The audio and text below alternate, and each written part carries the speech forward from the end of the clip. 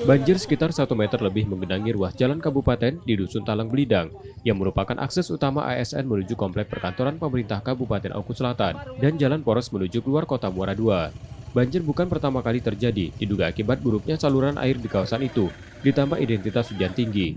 Banjir membuat banyak ASN yang akan bekerja terpaksa berbalik arah, bahkan menunggu hingga air surut. Ini kita mau ke kantor ini.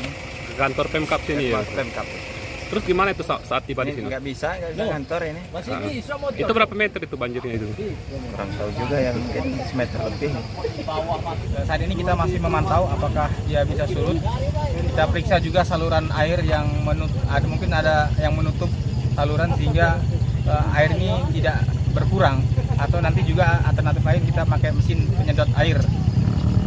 BPBD Oku Selatan sedang melakukan upaya agar banjir tak terlalu lama menggenangi jalan.